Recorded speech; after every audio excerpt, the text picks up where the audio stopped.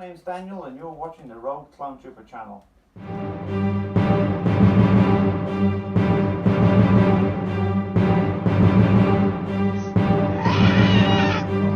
Bye, Mr. Jones.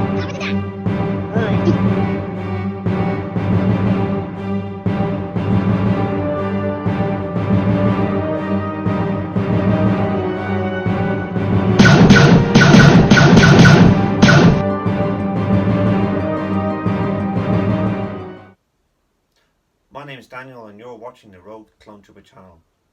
Today on the Sergeant's Corner we're talking about the DC-15S. Hurrah! The DC-15S is the smaller brother of the DC-15A long rifle. This is the favourite short carbine version. Like its bigger brother, it held over 500 shots. The DC-15S didn't have the long range of its older brother, but was better for close quarter combats, which made it more favourable for the troops.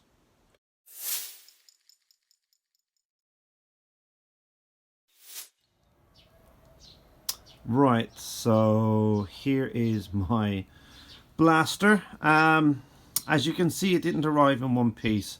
I had asked my friend Justin to print this off a cheap blaster, and he said he had this lying around and he sent it to me, and in the post, as always, things have arrived to me perfect. Things always get broken because, you know, shipping stuff all the way across the world never does anything. And we thought these were going to break off and they didn't. Instead this got smashed, but as you can see, it's pretty thin anyway. Okay, and there's a lot of work to be done on this. There's going to be a lot of sanding and filing to get this looking a bit decent. Alright, but that's part of the challenge. Okay, as anyone's been watching my videos, you know I never do anything easy. Everything never comes easy to me in my life anyway, so I thought we'll go with it. So as I said, this was a very cheap purchase for me. It was something he never finished and he sent to me, and I'm just basically going to get it into something that I can troop with. Okay, I didn't want to have anything too expensive. It's not something that's going to be sitting on display. It's basically just something that I'm going to use in a troop, going around places where it looks good enough for trooping. Okay, kind of what we'd say is in the industry a stunt replica, not the hero replica.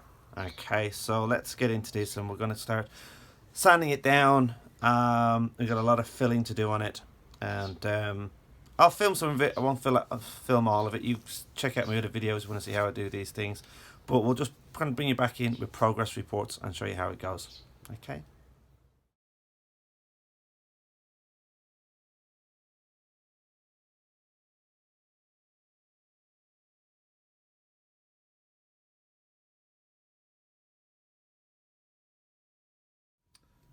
Okay, some build update.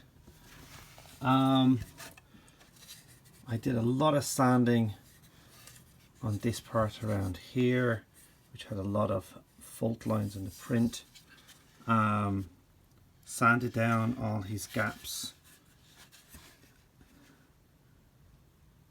Did major work then on the trigger area and the handle, which had very bad printing lines.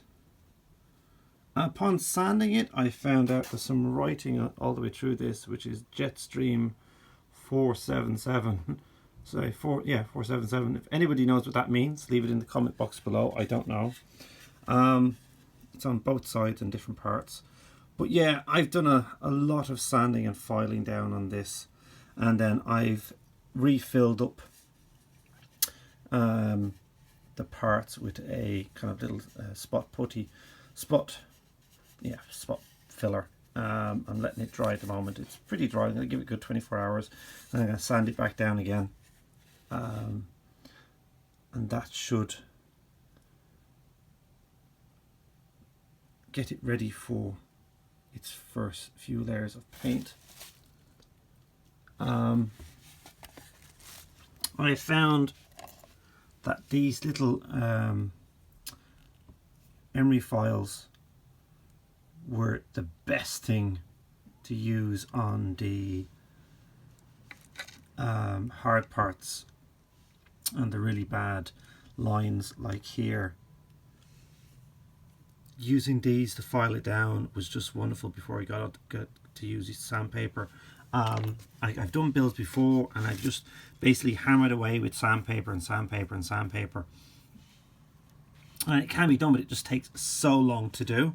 But I found with these little files, yeah, I picked these up in Daiso, which is our kind of dollar store. And they're just little emery boards. Basically, it's kind of got, it's supposed to be diamond crusted emery boards. Not real diamonds, of course. And basically using this, it just ate it away at these heavy lines really well, so I could get it right down and then sand it. Now you can still see it because the guy who got this out had already put primer on it. So as I've said before, I didn't get this made for me. I basically just contacted my friend, asked him did he have one. He had one, which I gather he either made for himself or he just had lying around. I don't know. But basically I picked it up for dirt cheap. Basically I just paid for the postage nearly and to get it off his hands. And so the condition it's in is just the way it is. As I said, I didn't commission it from him. And basically I got for what I paid for, and it's great. I don't mind. Ideally, 3D printing stuff does not normally come with these many bad parts on it. Okay, this is a second, to be honest with you, and which means I have a lot of work to get it back up to working. But that's what I do. That's what I like doing. Okay, I'm going to show you something else I've done. Okay, the other thing I did was I actually broke off the sights that were here. Okay, at some point they were going to break off anyway, but I physically broke them off, and later on now I'm going to drill these out, and I have some rubber ones which I'm going to put in their place from a Hasbro toy, which will fit perfectly in there, which means then I'll have ones that will never break because they're rubberized. But this is a lovely kit. If I'd love to put a blue light in there, but as I said, this was already put together when I got it, so I can't run wires in it. I might be able to do some other things with it. Like I could run a wire, drill straight down inside of it, and then try to get a wire to pop out here and something. But then where do I put the battery? Where do I put the switch? Yeah, like you could hide a small battery and a switch underneath these parts are in here, but I don't know. We'll see how it goes. I think I might just leave it as it is. But there you go. That's a little update for the moment. So I'm going to leave this to dry thoroughly for 48 hours, and I'll get back to doing some sanding on it, and then I'm going to hit it with a coat of paint. I don't know what I'm going to hit it with yet, but just going to put some coats of paint, start building up the layers before I put the black on it. Okay, so I'll bring you back when I start doing that.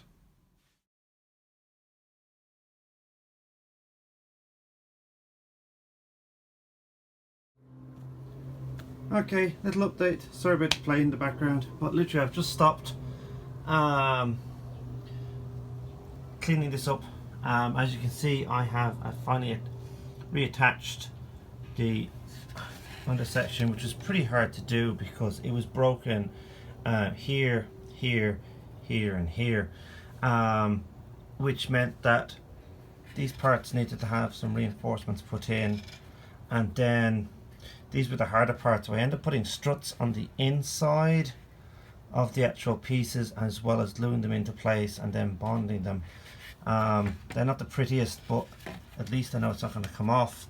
And then I had to glue underneath. As you can see, the person had to put patch jobs everywhere. Okay, so I've got most of it filled up and done. I've done my best with the barrel. As you can see, it's a lot more improvement. I still have to sand a little bit down inside, but I've got most of the outside done. There's some parts like here I just can't get into. Okay, and do remember this is a rescue build. This was already pre-built, and somebody had been trying to build this before me, and I'm rescuing it. But this should have been done before this whole thing was put together, and yeah, I just can't get into it. All right, magic has happened here on the handle. I don't know if you seen from the previous parts of the video how badly this was done. The print lines were huge on it and massive, so I spent ages filling and sanding and filling and sanding, filling and sanding. So now it's something actually smooth. It's not going to rip my gloves or anything like that. Still a little bit more cleaning up I need to do, but that's basically it. I'm going to start now to give it some coats of paint and see what happens. So I'm going to a little bit more cleaning up to do, and then we shall give it a quick coat, one more coat of undercoat paint. As you know, I don't normally do this, but for this particular project I've gone out and got some primer, surface primer. Okay, this is Mr. Hobby surface primer that we have here in grey, and it's working a treat. So there you go. I'll bring you back once we've started painting it black. Right, okay, we're back. It has been a weird last few days. Okay, just an update for you guys. The last time I left you, I had just been finishing sanding and sealing and priming the blaster. In the meantime, here in Japan, because of the coronavirus going around, the Japanese government has closed all schools, which means my kids are home now. And as I'm a teacher myself, my company has been very nicely to give me time off as well.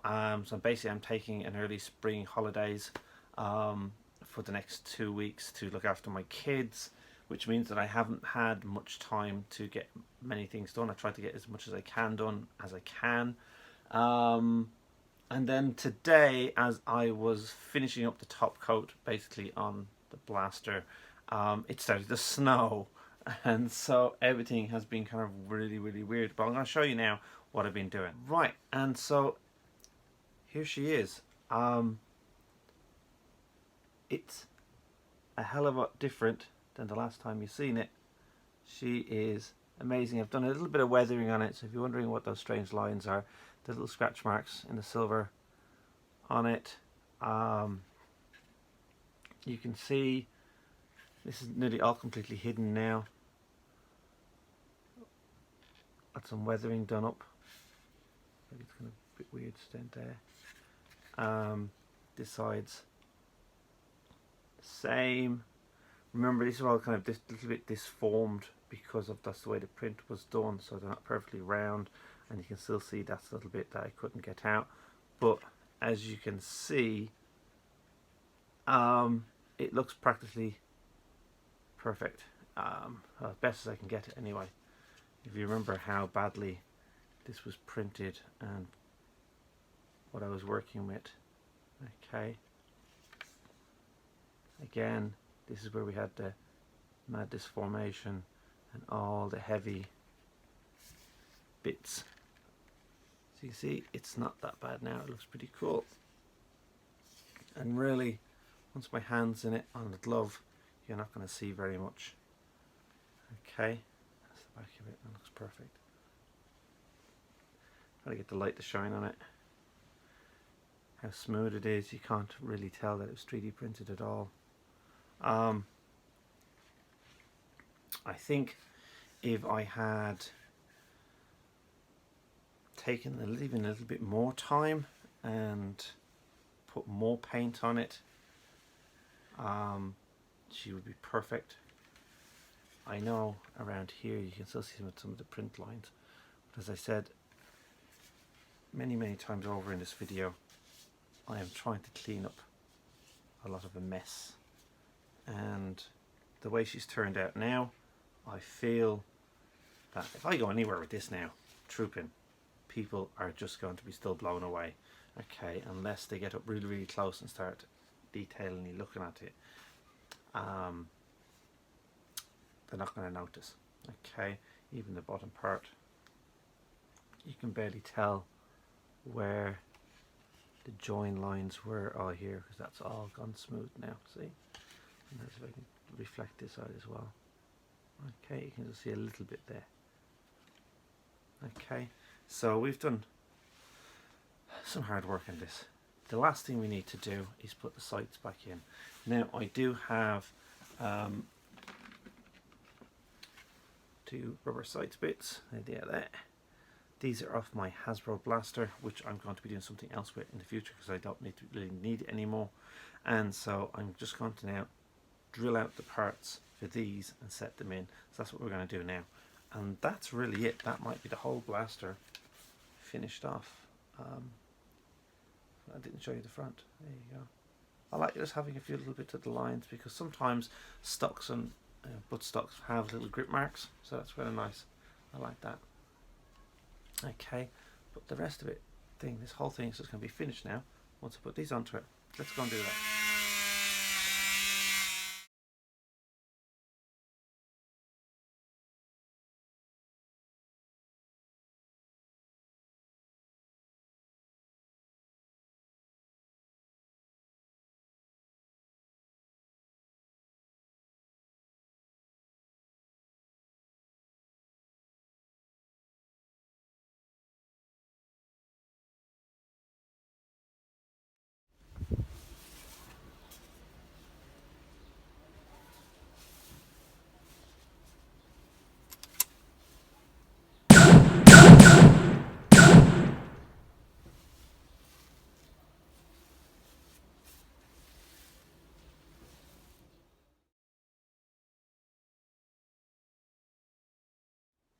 Well, that's my build. I hope you've liked this video. It has been a lot of fun for me to see this basically transform into the thing that came in the box to what I have now, and I'm really happy with, and that I can go trooping with.